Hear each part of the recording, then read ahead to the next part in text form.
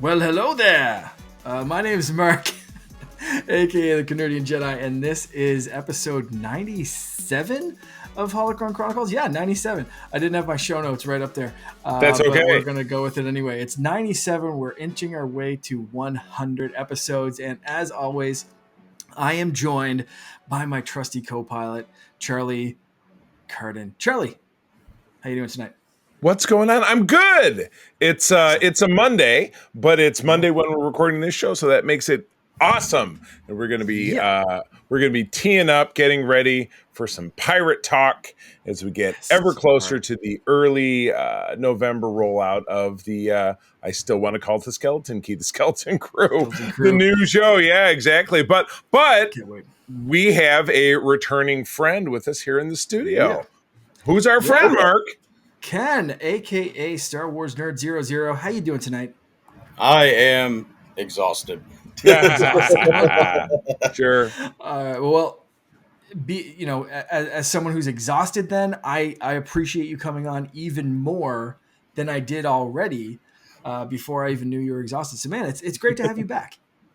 It's good to be back, man. I'm glad that I actually get to meet Charlie and record with him this time. Well, it's going to go straight to my head. Well, cool. Yeah, I know. Yeah. Good thing in a big room, you can fit a little bit more headspace in there.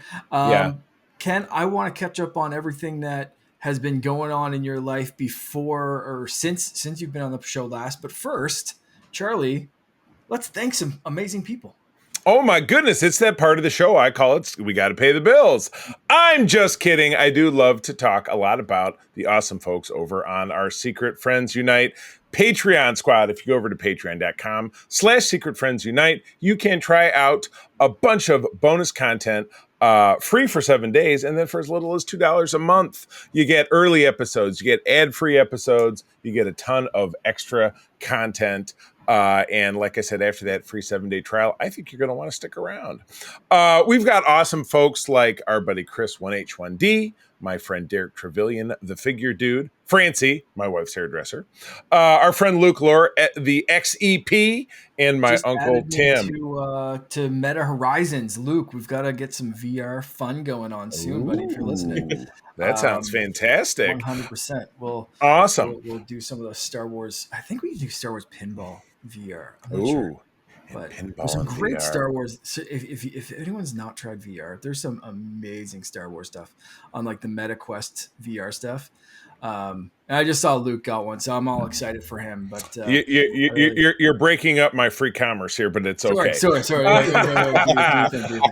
Also, we've got great folks like John Sedorf, our friends, the Phoenix Sisters Entertainment, that is Kelly and Crayley, Brendan Myers, Corey and HD, and Matthew Keel. And last but not least, with whom, without, there would be not, the Nias family in the Twin Cities, Sean, Stella, and Henry. We are very grateful for you. So one more time, patreon.com/Secret Friends Unite, free 7-day trial, and then stay on board for as little as $2 a month. It's nothing. It's like 1/5 of a cup. I went to a Big B today, which is a coffee chain, and my little tiny caramel marvel was $6. So for a fraction of that, you have all this great entertainment, and that's a month. And we've been doing this for nearly 2 years now, so there's so much great content that it'll knock your socks. Get ready, because it'll knock your socks all the way off. You can't handle it. Additionally, we are over on YouTube. Our episodes dump to YouTube, the audio version, and then our shared partner Todd does take the video, which you are potentially watching right now, and put it there too. So jump on there, subscribe. Listen to the podcast wherever you listen to podcasts, and like, rate, and share, man. That pushes us higher in the greater algorithm world when you tell people that you love our show. So we would love to get some feedback, and we'll also talk to you about our socials later and places that you can find us and talk about our stuff. But anyway, I'll stop plugging, and Mark, back to you. Tell me more about VR if you want to. I don't care. You've earned it. No, I don't think so. I mean, if people want to hear about the Star Wars VR, I think we talked about Vader Immortal on an episode in the Oh, did you? past. Yeah. Maybe Over on if co-op not, or over here? I think on this one, maybe on co-op.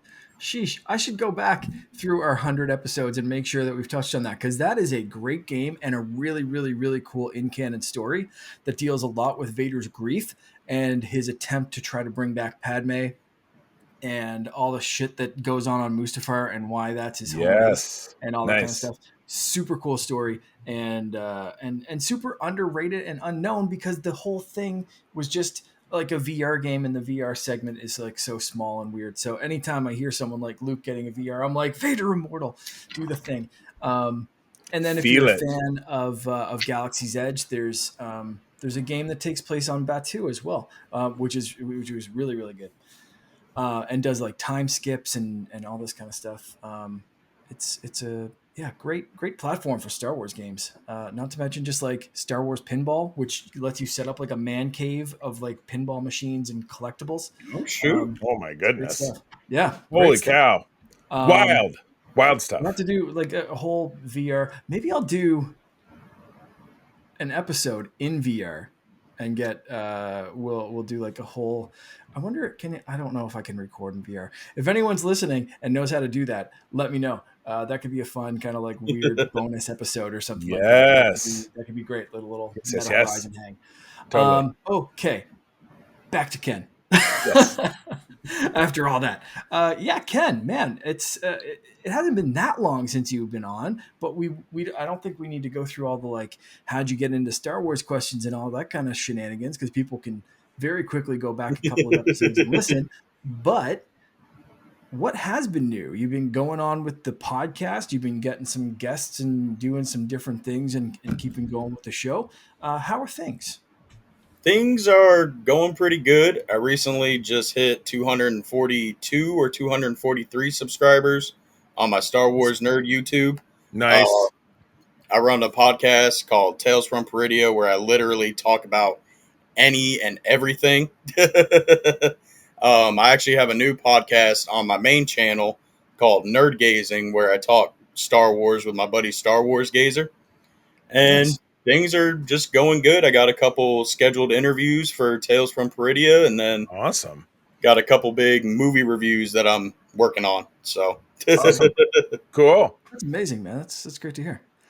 And just the best place to follow you so people can kind of keep up. Just quickly, we'll plug everything at the end, but like, what's the best place to follow all of those channels and shows? What's a good place to check?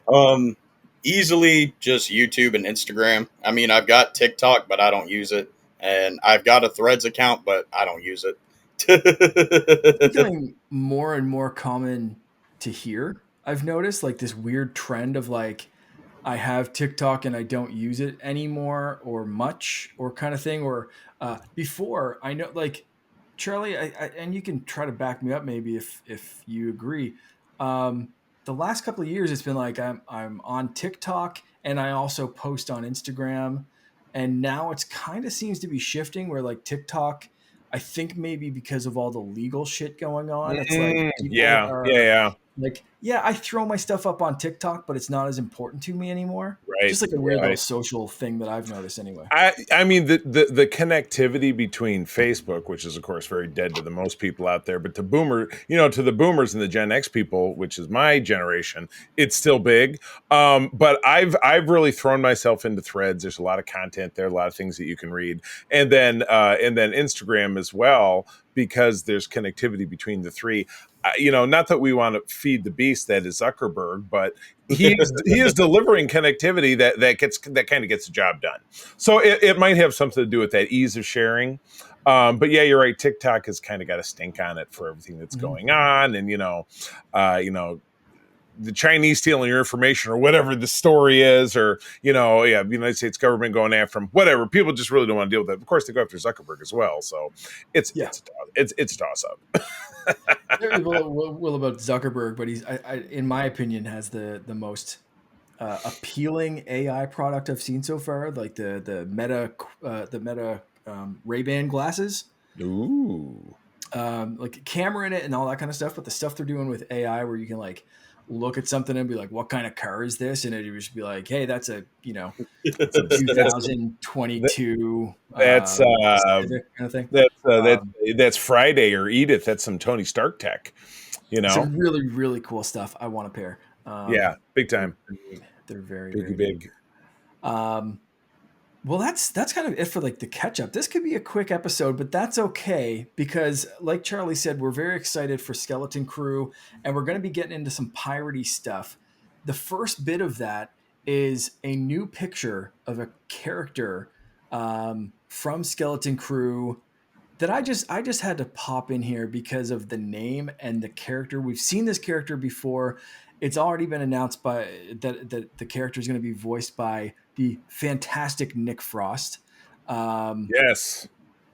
Just, I'm sure you've seen Nick Frost in some sort of movie or something like that. Great actor. But the character's name was just revealed as SM33,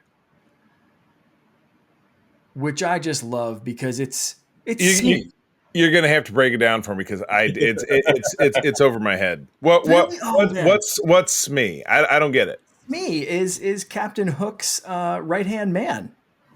Not his left hand man. Left hand. Which one was the hook? I don't remember. I don't know which Captain Hook's hook is. So Smee was okay. Right. All right, that seems to be like his little helper guy. His right hand man. His lackey. His guy. That seems to be resonating a little bit. I can, Smee, that's. Yeah, I can get that. That resonates a little bit. I understand. Yeah. I'm a little lost. I haven't seen Peter Pan since I was like 6. Yeah. But I mean, you guys are a huge Disney household, so that's probably one that you've seen a number of times. So I get that. But it's a little over my head, and it's obviously very on the nose because Disney, Star Wars. The snake eating its tail, feed the beast. So I get it. No, that's cool. I do like the Easter eggs, the on the nose stuff. Yeah, I wouldn't have got it. So, that's cool. I like it. Thank you. Thanks for the education. By, Bob Hoskins in Hook. Okay. Most recently in My House, played by Jeff Bennett in Jake and the Neverland Pirates, which features Captain Hook and Smee as villains, and my son loves that cartoon. Been voiced by Jim Gaffigan. I love Jim Gaffigan.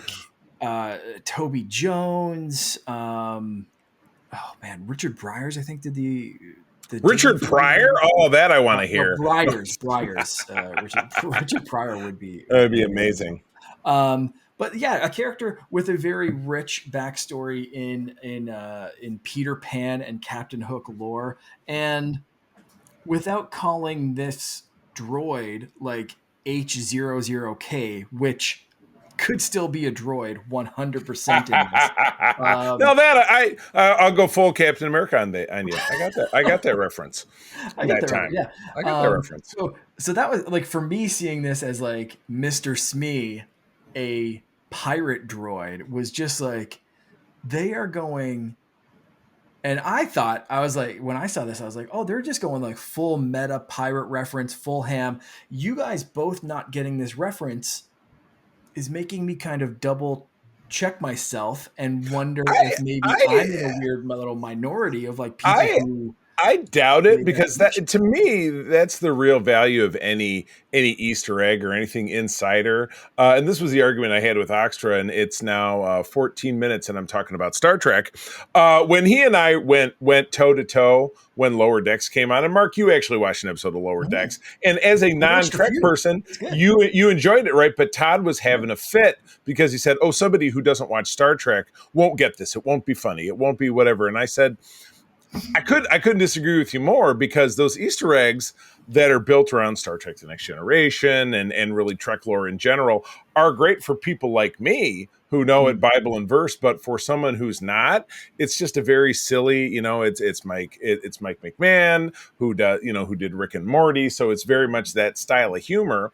That's a real Easter egg gives someone in the know a little nod or a smile, and someone who's not in the know, it doesn't really matter what it is because the story goes on.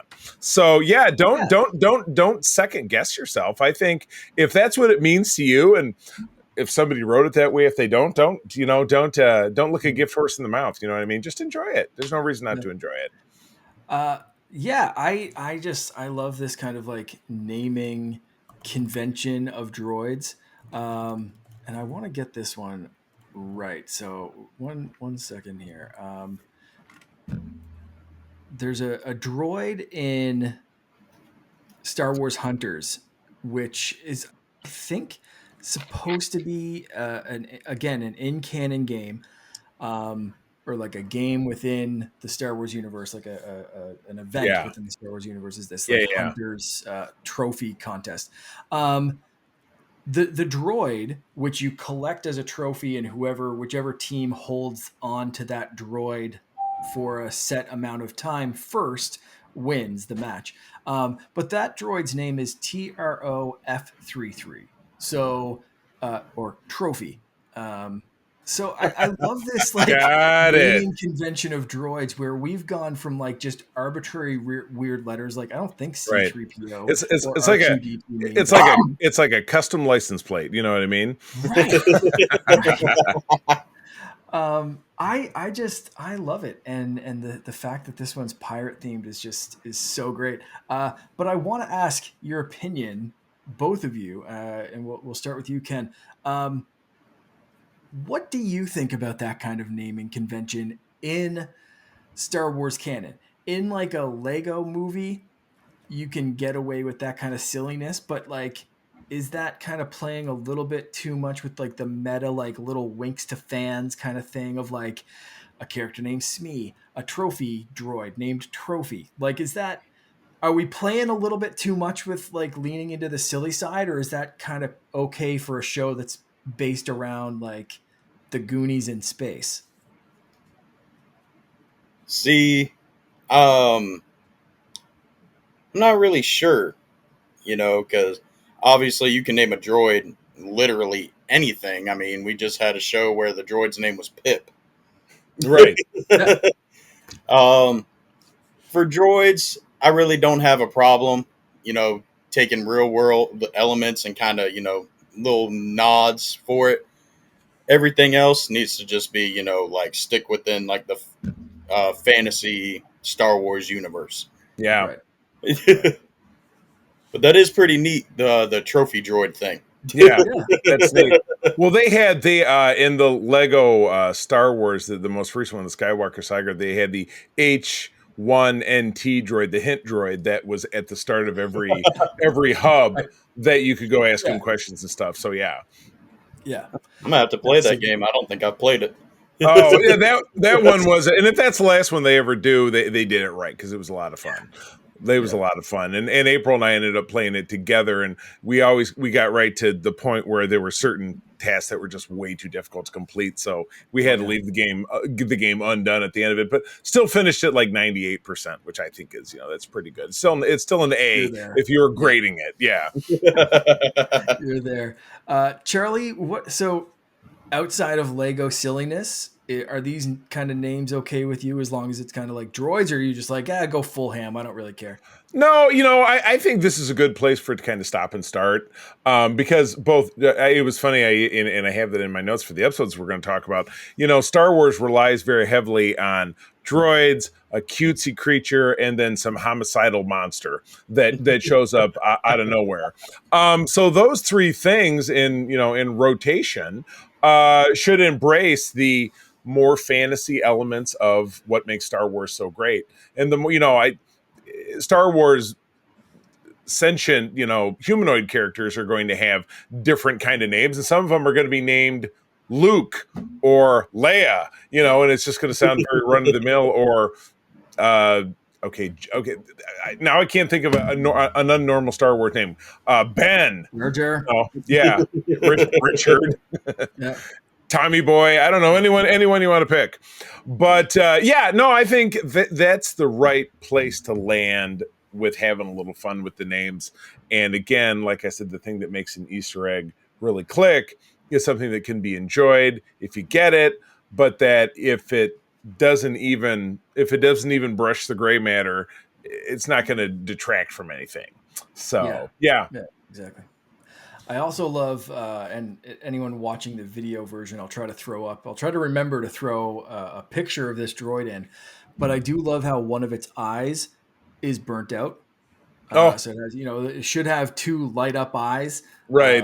That's right. C-3PO-esque kind of light up eyes, and one of them's burnt out like it's wearing a pirate patch, like an eye patch.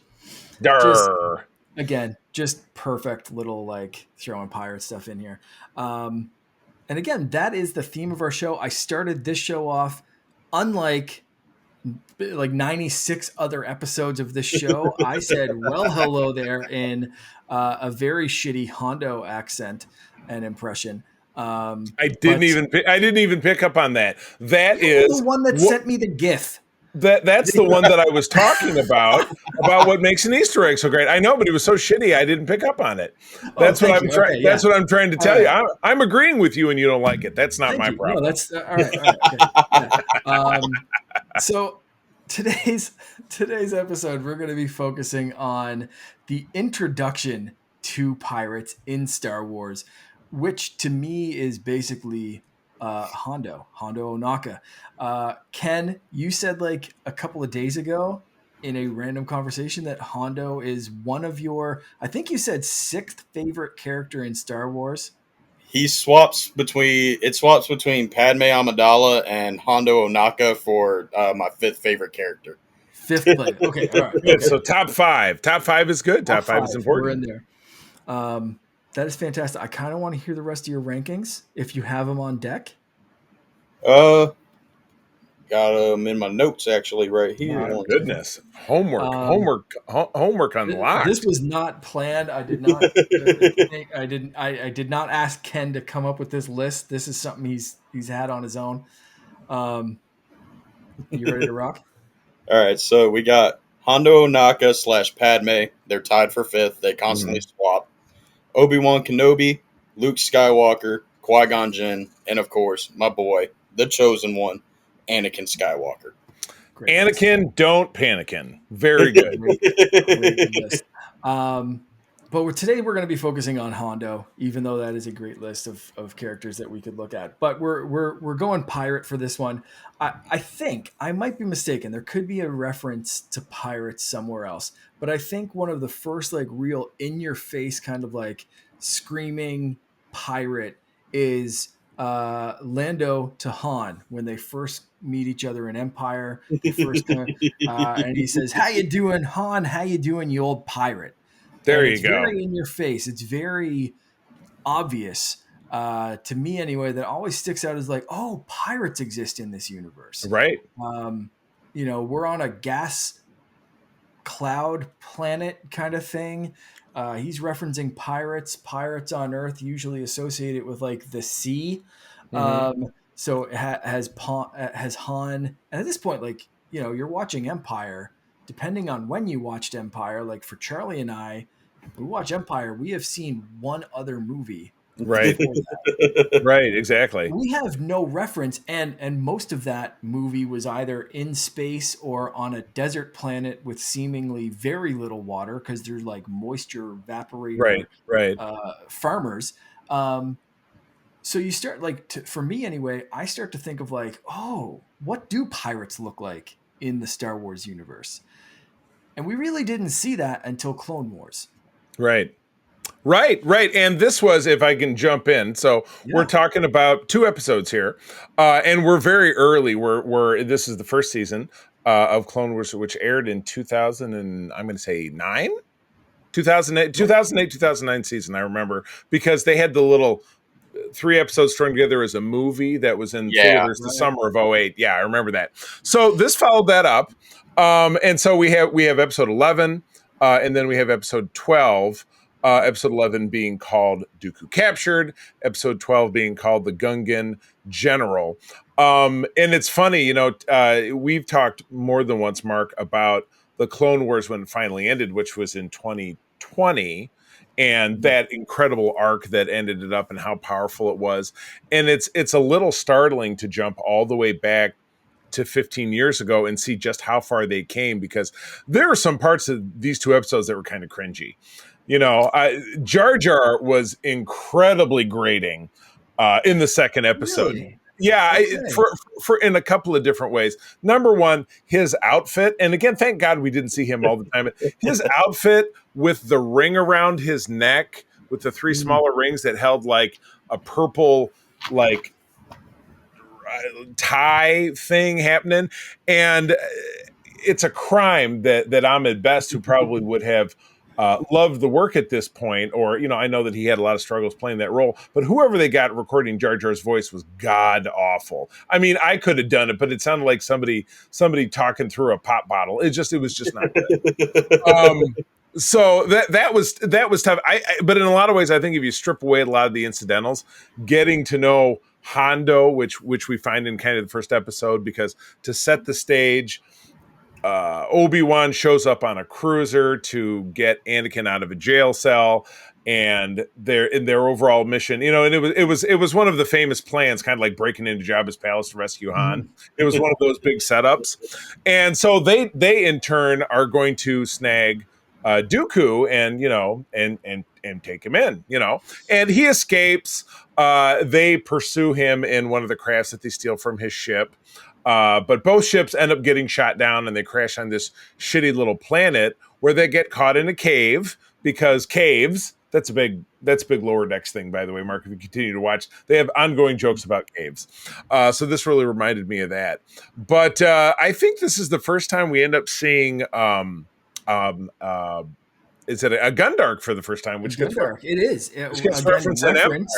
Yeah, but in Empire, and also, I already mentioned Star Wars Hunters. One of the two teams that you can be placed on, because it's the same two teams for every match, are the Gundarks. So look at that! I like it. Sounds like a great pro football team, without a doubt.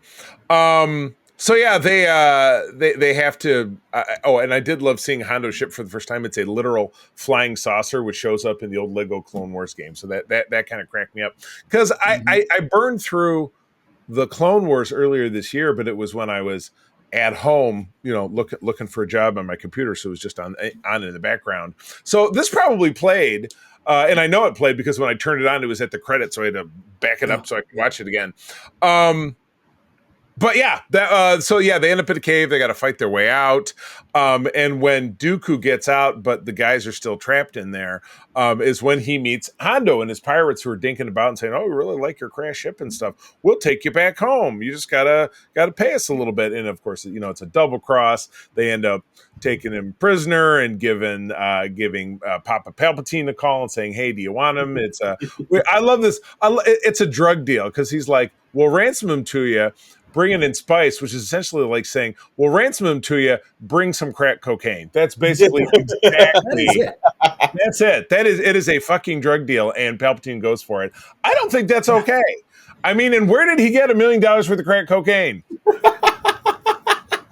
Right? Where did he get it? And it didn't. He had it. He was like, "All right, bring it up from the basement. There you go. Get it on the ship." That's what was. I think that was kind of fucked up. I don't know that I really like that very much. This whole episode, we're 12 episodes into a cartoon, and it has ditched the facade of pretending to be a kid show. Yeah. This whole thing, these two episodes, especially episode 12, is about cocaine in ship, like a ship full of cocaine, pirates and coke, people dying in a plane crash and showing their mangled corpses, right? Exactly. Torture, like. At the end, Dooku grabs the one pirate that does the big double cross. He's lifting him up. He's choking him. He forces the guy to shoot the other guy in the chest, which they show, which often in cartoons they'll cut away from it. And then he snaps the guy's neck and drops him. I'm like, what the hell is going on here? And I'm like, I'm glad I'm watching this on a Friday night with my kids. It's awesome, which I was, by the way, because my kids were 9 years old at this point, the two boys. Yeah. Holy shit. Yeah, zero chill. It was kind of balls to the wall. But yeah, like I said, I found some of the parts cringy, like Obi-Wan and Anakin talking to each other. It was like they borrowed from some of the worst parts of episode 2, which obviously was pivotal because this took place between episodes 2 and 3. I just thought I just thought some of that was really bad. But some of the, like I said, it having zero chill and meeting Hondo and having his pirate holdout, which apparently they listened to Bollywood music, which I thought was kind of a crazy way to play it. That was pretty neat. Yeah, there were parts of it I dug, but yeah, when we get into the second part with Jar Jar, I'm just like, oh my God. Anyway, all right, I've rambled enough. I'll be back to ramble more later. You hit on a couple of topics that I really want to hit on. So first off, Ken, I want to ask you about the Hondo pirate vibe. Not just Hondo himself, but like Charlie said, you've got pirates being established in Star Wars. I already mentioned before, like you usually on Earth think of like Yarhar, Shivery Timbers, kind of like, and at this point in time, like what 2000? Would you say 2009? Yeah, like, yeah, something like that. We are in like Pirates of the Caribbean. Yep. Early aughts. Like that was early 2003. By like 2009, we're already hitting on like the third, right? Getting into the fourth movie. Like Pirates was cracking, like so they could have easily gone full like Jack Sparrow in space, but instead they get Hondo and this. First off, like all Weequay, like yeah, they're all the same race. Which the Weequay are just basically kind of the general scumbag race because they're all like Jabba employs a bunch of them. Those are the guys all getting thrown into the Sarlacc pit in Return of the Jedi. Are pretty much a lot of Weequay. Yeah. But also like Charlie, you mentioned this like Ravager style look to them, like from the MCU. Yeah. With a Indian kind of vibe. Yeah, like I said, when he's in his fortress, it's very much the music. Like, yeah. So Ken, what were your thoughts going into this? Like, are you kind of like, were you a big pirate guy before this, or is like Hondo just kind of like the standout? Like, is this what you were expecting for pirates in Star Wars? It kind of is, because I'll make the argument that Hondo is pretty much the Jack Sparrow of the Star Wars universe. Yeah. And I grew up 100%. Watching the Pirates of the Caribbean movies, and unlike everybody else my age, I'm 24. I grew up when the Clone Wars came out. I didn't watch it. I thought even at 8 years old, 9 years old, I was like, this is for kids, bro. Like, yeah. It just, yeah, and even in the animation grew and improved, because that first season, watch that first episode, it's rough. It's rough. It is. Yeah. And the show just grew in leaps and bounds during the 7 seasons that it was on, and it gave birth, obviously, to Rebels, and it gave birth to the Bad Batch, which we've all enjoyed very much and talked about on the show quite a bit. But yeah, it was that first season was definitely pretty rough. Yeah. But when Hondo came out, instantly fell in love with him, because not only does he love to just wake up and mess with the Republic, but he'll mess with the Separatists. He'll mess with Jabba the Hutt. He'll mess with this. He don't care who he messes with as long as he gets paid at the end of the day. And he can get away with it, too, because he gets away with a lot. Yeah. He's got balls of Beskar, but he's got the skills to back it up. Like, he swiped a Sith Lord's lightsabers. Right. Yeah, Anakin and Dooku's lightsabers. Right. and he does have, I love one note I made in the first episode when Dooku first meets him and meets Hondo. Hondo has a Koalakan lizard monkey, just like Salacious Crumb, Jabba's pet, who jumps and sits on Dooku's shoulder for a minute. Dooku kind of allows it. I'm like, that's like a cat. That's like what my cat does when my mother comes over, because my mother hates cats. The cat will be like, meow, meow, meow, and just sitting on her. Which, it's just like, that's what cats do. They just do whatever the hell it is when they can tell people really don't want them around. That's what so it's great that Dooku just didn't go, with his finger. Spark. I'll argue that would have been even funnier. Yeah, right. Like R2 did to get the Salacious Crumb off of 3PO. Yeah, exactly. Yeah. I think I need a monkey lizard for my pirate Jedi costume. I think you can very easily find a plushie. It might not be super accurate, but it would get the job done. There's the ones in Disney. I might wait till April. I think because Okay. they like move and do stuff. I know someone that has one. Very nice. So you said you skipped this because you thought it was a cartoon and it was too kiddie. We just talked about why these 2 episodes were like decidedly not kid friendly. What did you think when you got back into this and you were like, holy shit, this is about 12 episodes in and we're talking about a busload of cocaine delivered to a pirate den that everyone's getting blackout drunk. We didn't even, and they drugged 2 Jedi. Like, that was my note. That was my note at the end of the first episode, because when you transitioned into the second one, it's revealed that they're being drugged, but Anakin and Obi-Wan are just sitting there tilting one back, and everybody's passing out around them. So I'm just like, that's a little blue, and all of it, you know what I mean?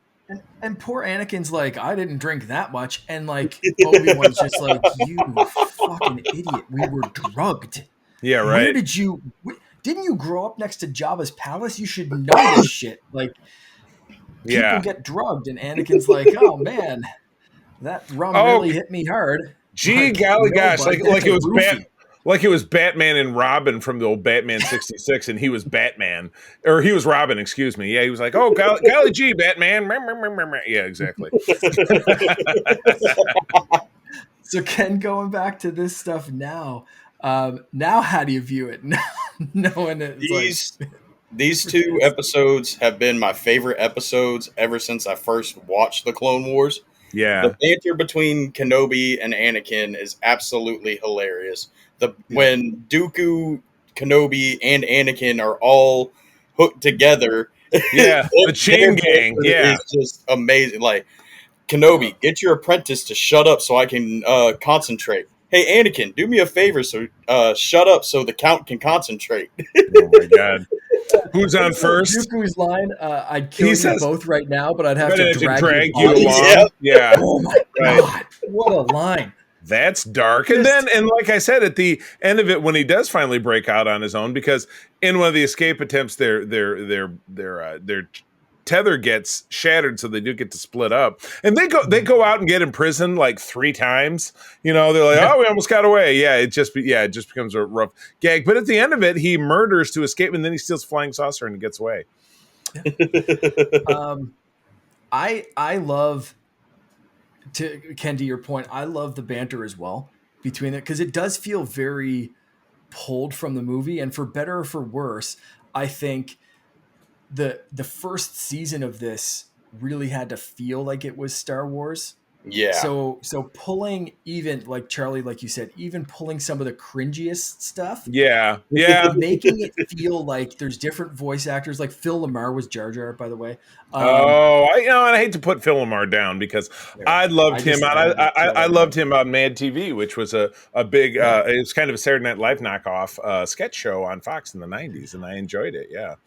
But like I love that stuff the same as you can. Like, it's, to me, that bridges makes this Star Wars, if that makes sense. You know what I mean? Like, it bridges the gap between like the movies and an animated project with like different voice actors and a different kind of tone and that kind of stuff. But like, it's like, oh yeah, shit, that sounds exactly like the movie kind of dialogue. So like, brought me into it. I love that.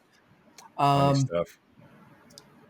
I love at the end of this that basically, like, we see like Hondo has this really, really weird, and Ken, you kind of nailed it. Like, he does have this weird Jack Sparrow-esque like code of honor that's kind of like a guideline more than a rule, But at the end of it, he just kind of wants to be friends with a Jedi, and that's a recurring theme throughout like all of this Hondo stuff. Like, we see him right through to like Rebels and everything else. Like, he just wants to be friends with all these people. We just be pals? Reason. Yeah, exactly.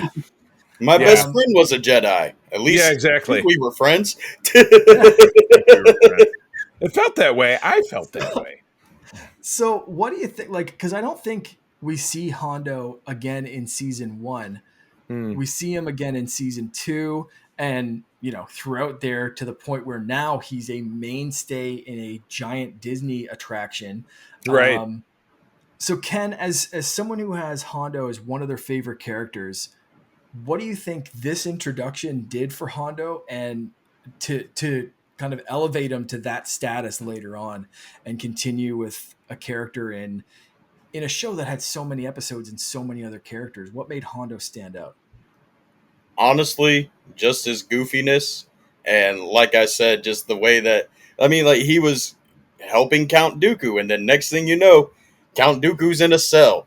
He's supposed to be proving to Obi-Wan and Anakin that he's got Count Dooku. Next thing you know, they're in a cell with Count. Yeah, right.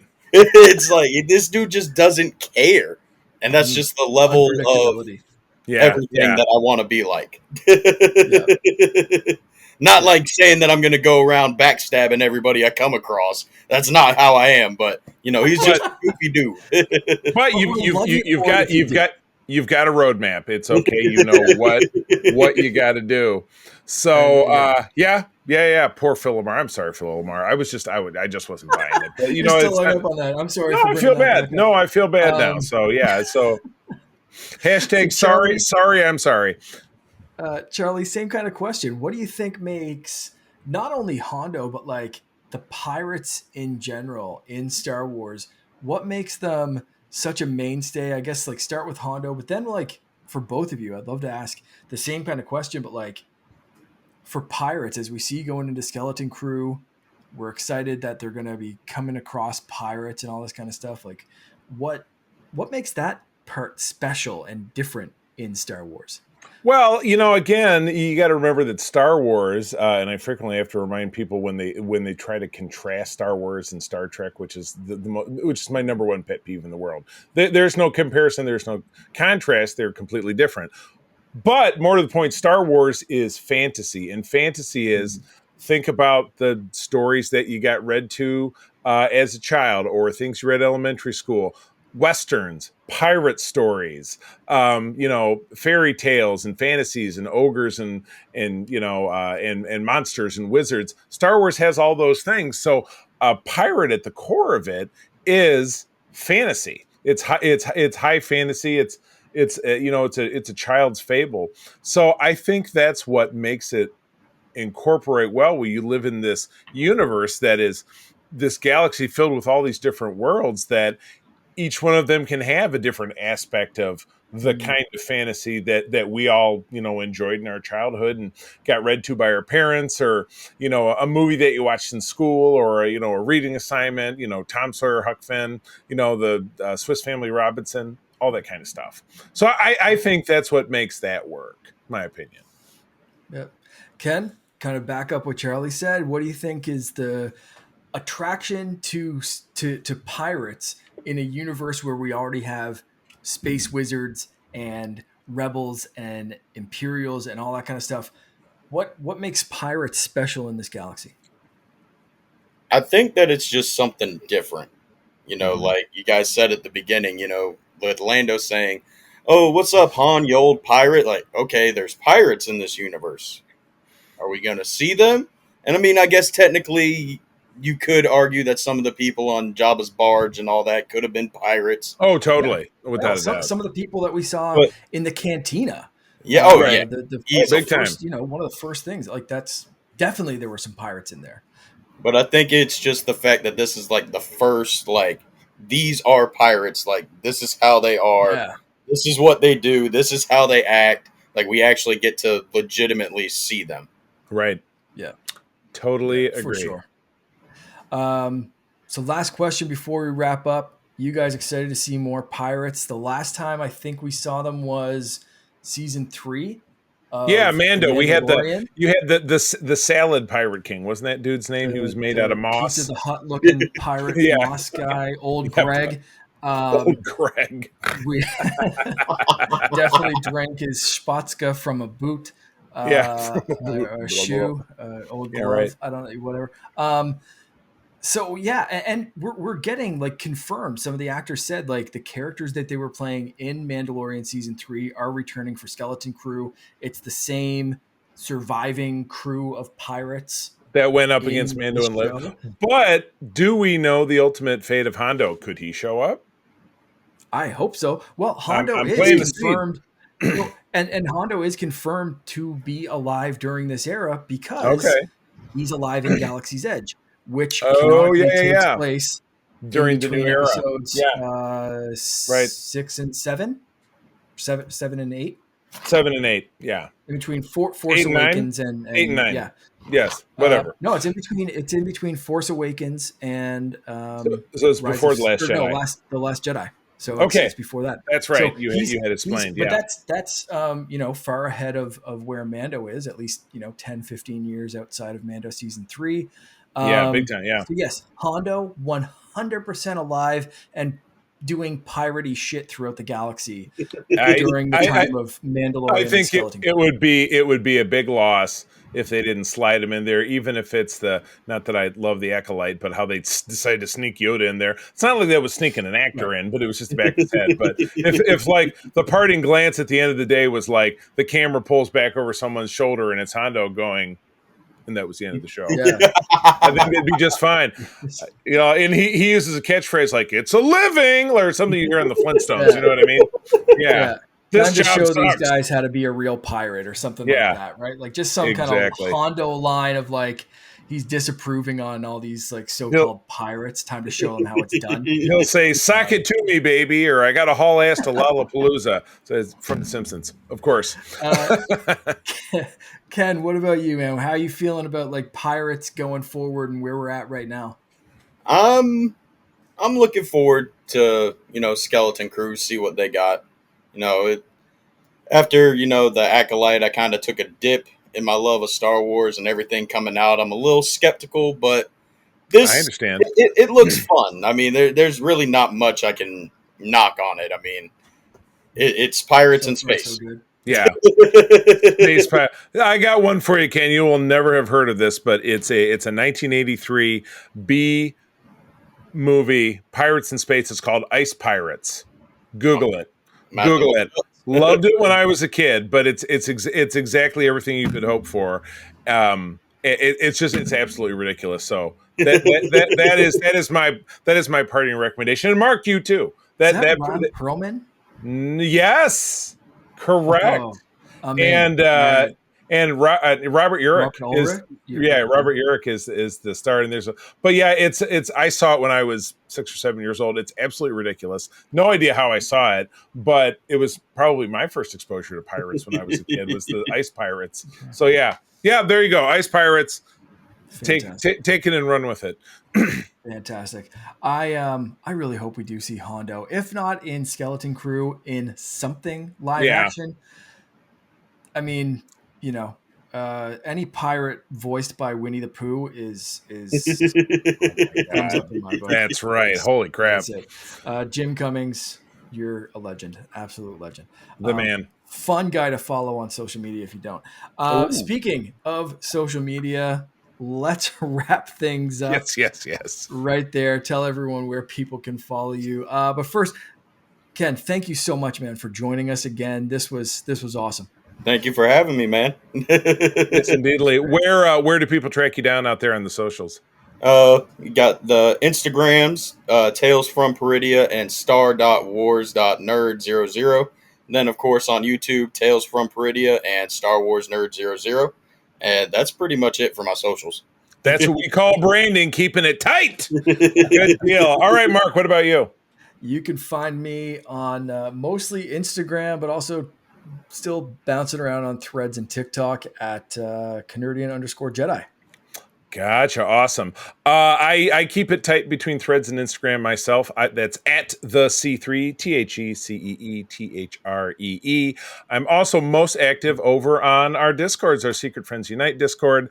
My wife April and I also do run a Discord, and now as of today, a Facebook page. There's still some people who do Facebook, so I had to do that. But it's called the United Trekkers of Michigan. It is not a fan club. It's just a place for people to talk about Star Trek and focused on Michigan but if you're not in Michigan and want to talk about Star Trek, I'm not going to turn you away.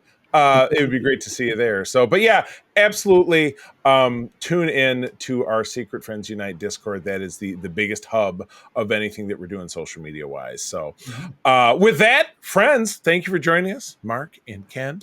As always, I will say, sharing is caring, and to keep on trucking. May the force be with you. Rex, play us out.